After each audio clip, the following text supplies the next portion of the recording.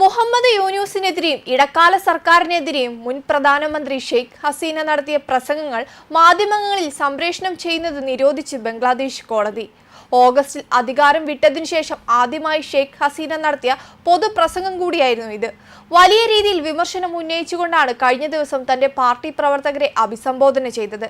ഇതിന് പിന്നാലെയാണ് കോടതി ഉത്തരവ്.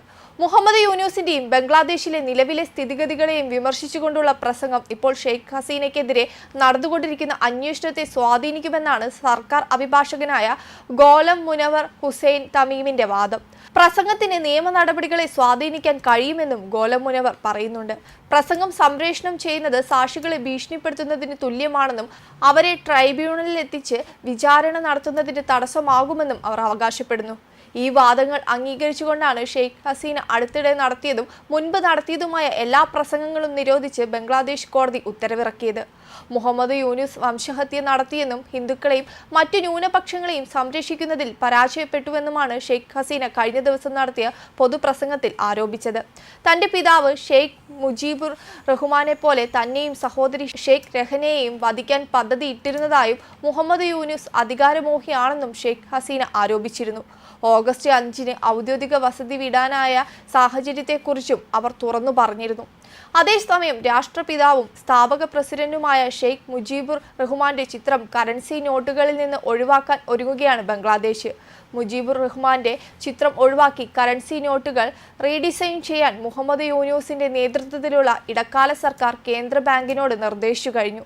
സെപ്റ്റംബറിൽ ഇക്കാര്യത്തിൽ തീരുമാനമെടുത്തെന്നും 6 മാസത്തിനകം പുതിയ കറൻസി നോട്ടുകൾ പുറത്തിറങ്ങുമെന്നും ബംഗ്ലാദേശ് ബാങ്ക് വൃത്തങ്ങൾ വ്യക്തമാക്കി.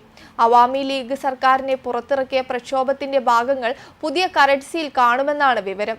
മതപരമായ ചിത്രങ്ങൾ, ബംഗാളി പാരമ്പര്യത്തിന്റെ ഭാഗങ്ങൾ എന്നിവയും പുതിയ നോട്ടിൽ പ്രദർശിപ്പിക്കും. മുജീബുർ റഹ്മാനെ പ്രാധാന്യത്തോടെ അവതരിപ്പിച്ചതായിരുന്നു നേരത്തെയുള്ള ഡിസൈൻ. 1975 ഓഗസ്റ്റ് 15-നാണ് മുജീബുർ റഹ്മാൻ കൊല്ലപ്പെട്ടത്.